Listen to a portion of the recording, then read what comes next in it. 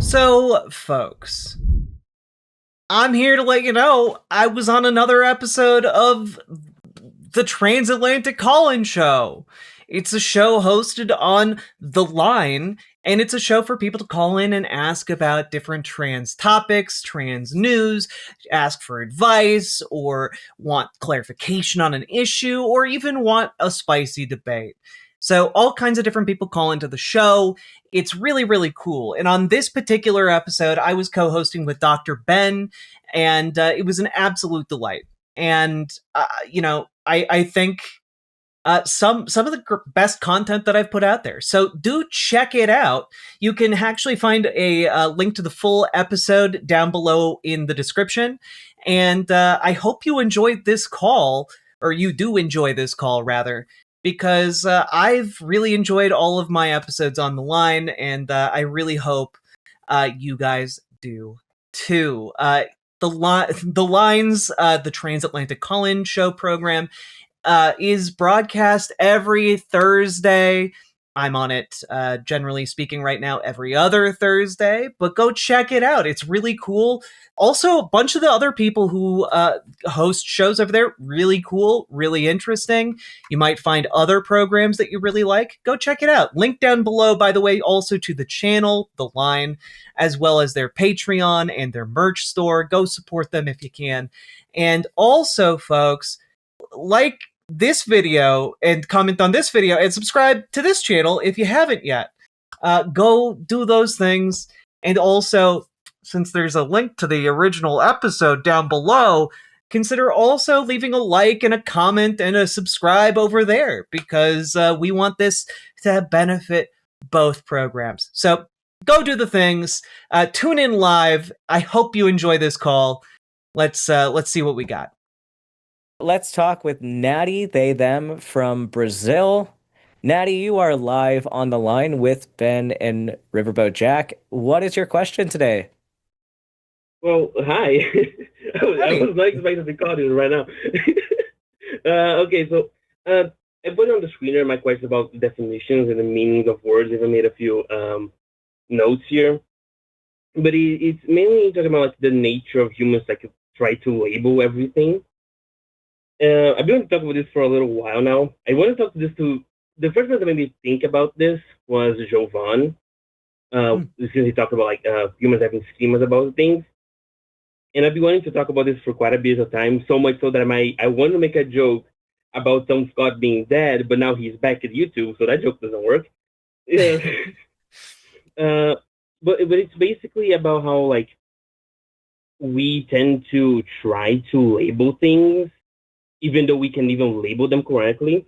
Because the joke about Tom Scott comes from his video about words and how we can even really decide what words like are, like what counts as a word. Mm-hmm. And like maybe that is like the one big obstacle that a lot of especially trans folks, the whole like what is a woman thing comes from. Yeah, I mean, like semantics are really interesting, and like etymologies, how words come to have the meaning that they do now, and like kind of the social agreements that are constantly being forged every day, every second, by kind of our usage of words, whether the creation of new meanings or the destruction of old ones. Um, there's a whole field of study when it comes to words and how language evolves and changes.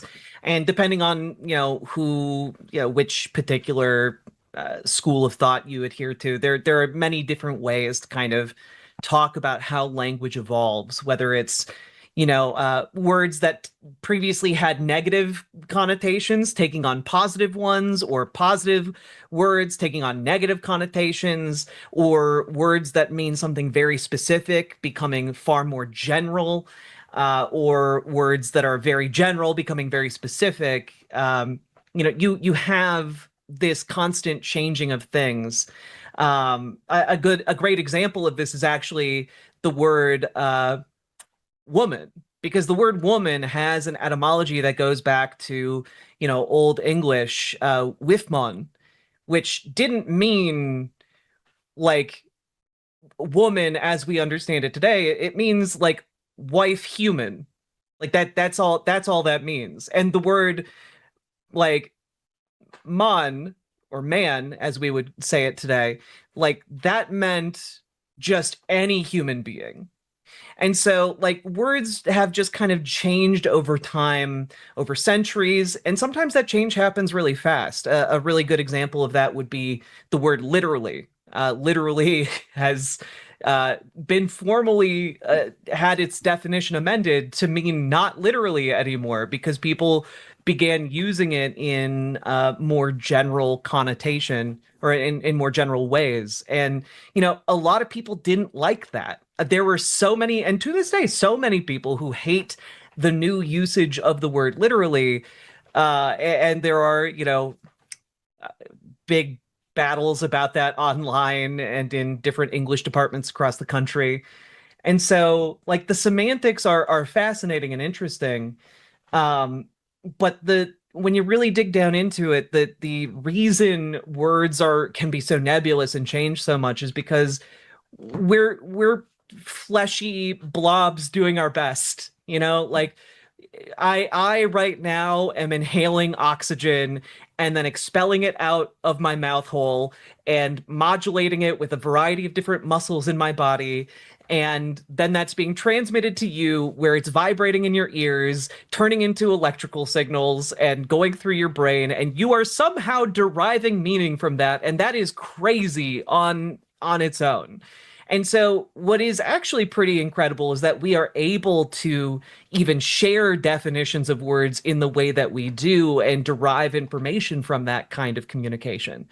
And it's a wonder that our communication isn't even more all over the place. And so you are definitely onto something with the fact that like there are people who are upset because words have changed their meanings over time, both in formalized definitions in dictionaries and also in informal usage between people in the world.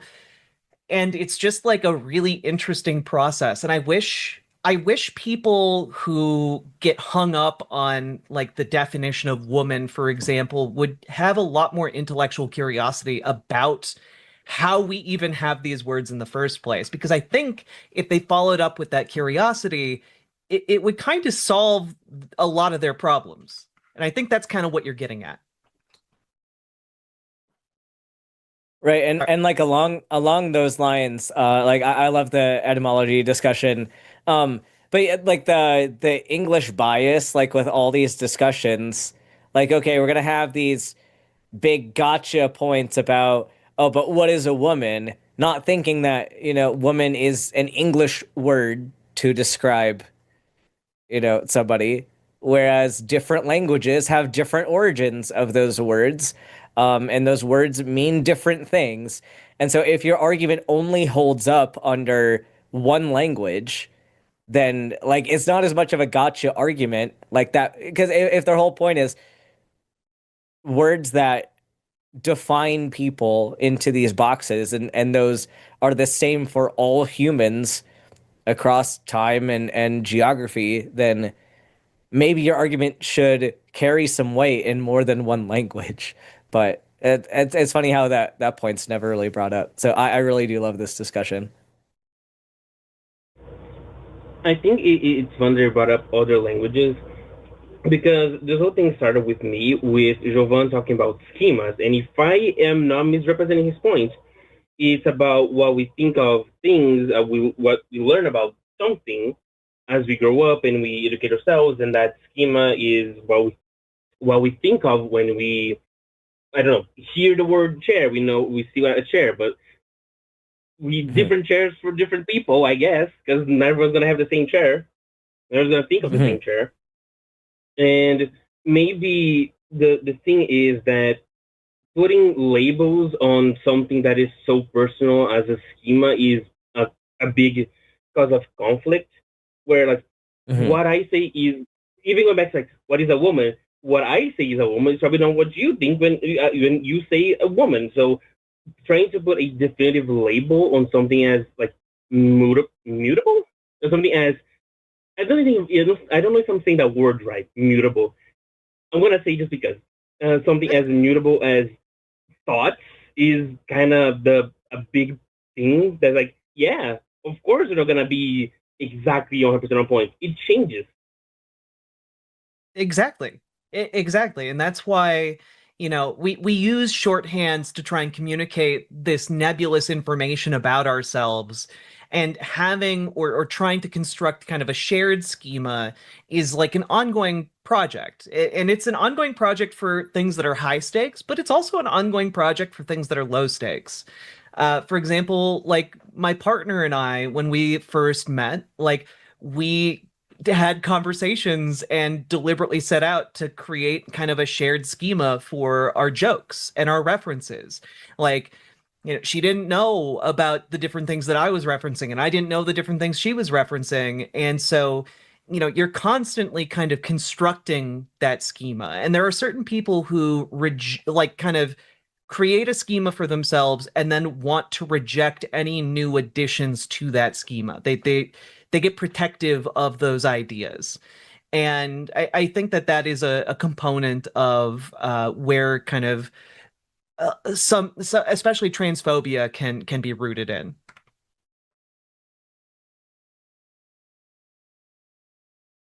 I kind of want to call back to something Ben said in Connor's Mhm. call, like because we're talking about labels, right? And I think that's another thing that comes from the nature of humans because we all we're all social animals and we all want to be in a group. And earning your label kind of is not even just like a sexuality thing, but it's like in a lot of things. I come from background of a lot of games. There's a lot of elitism in games, a lot of it. And I think the whole earning your label thing is the thing that we all just kind of do instinctually, just like with the whole labeling everything, where we kind of want people in our group to relate to us exactly, which is pretty flawed, but at the same time, it could be some. I don't know the history. I'm just talking. I have no idea if I'm right when I'm saying this, but I think it could be maybe something that humans kind of evolved doing, where we just kind of like, oh, this group of people does act the same as me, so they're clearly closer to me, so I'm gonna gravitate towards them. Group Y doesn't, so therefore they're not like me. And I don't know.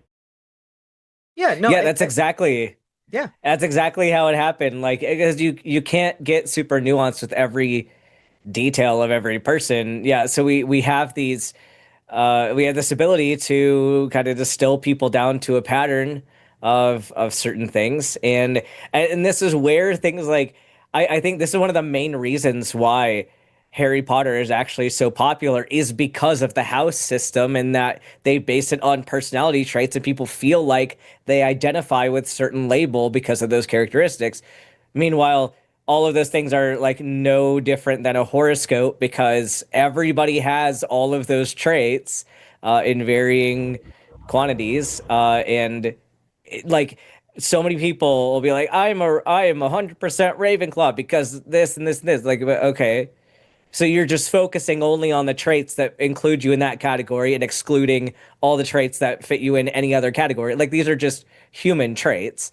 And a lot of those things are things that you can be conditioned to have or grow to have, like Hufflepuff being the hardworking, loyal house. Like those are traits that you develop by maturing. Like work ethic is something you sure you can be born with a higher amount of that, but a lot of that is how you are raised, how you choose to grow in your career and in your goals and all that stuff. So, and it's like people identify with astrology largely because it assigns you to a group based on your date of your birth, but also based on your characteristics, supposedly. And people want to identify with these things.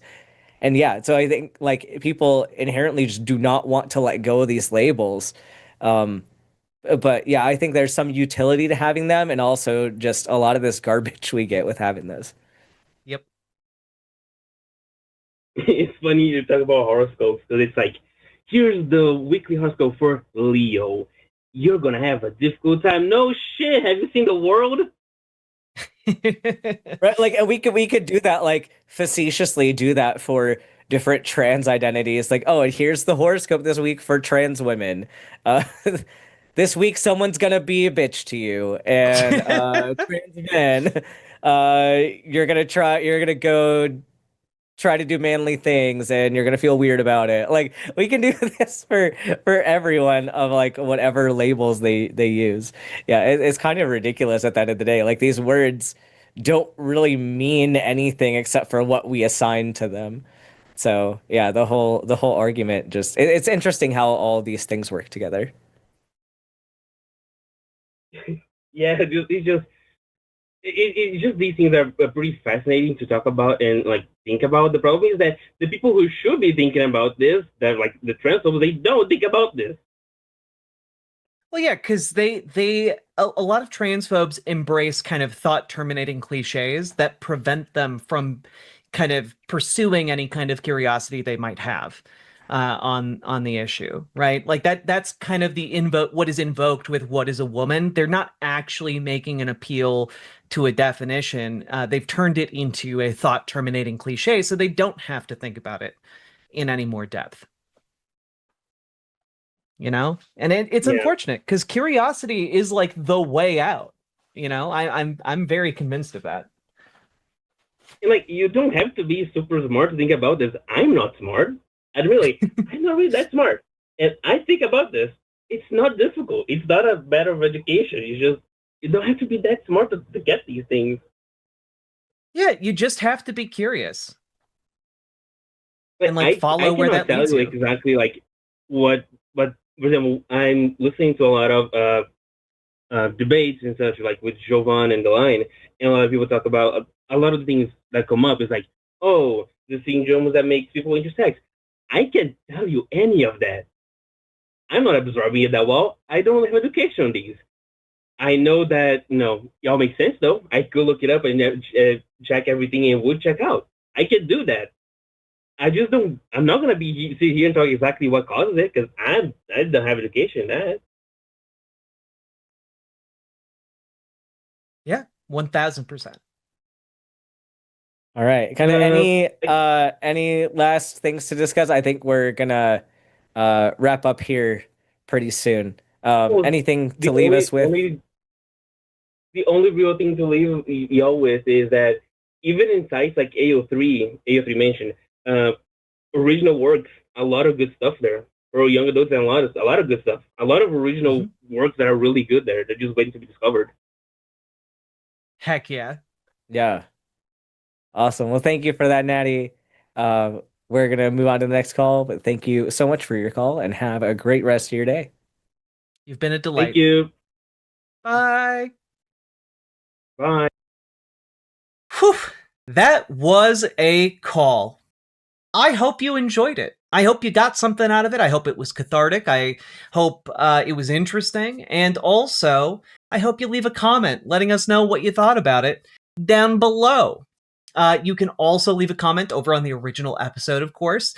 Link down below on that one as well. Go subscribe to The Line. Link below. Go check out their Patreon. Link below. Go check out their merch store. Link below. It's amazing all the different things you can link down there. Who knew? Anyway,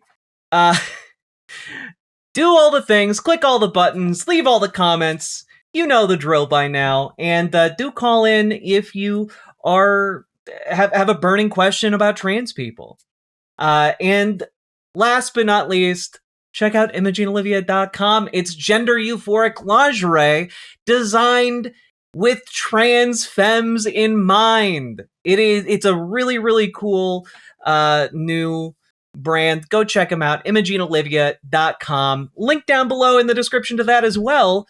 It is non-tucking lingerie that is elegant, that is high quality, that is beautiful, and it will fit. So go check it out. Again, link down below in the description. And also go check out Dr. Ben. Dr. Ben's content is great. Go check him out. Go do the things. I believe in you guys. And on that note, let's keep on going. Riverboat Deck is going to town. All the viewers gather round. Twitch and YouTube is where she streams. All that content is bursting the seams. Politics, gaming, and plenty more. Her sense of fashion you'll adore. So grab your stuff and hop aboard. We're going straight to Jack's Discord. Riverboat.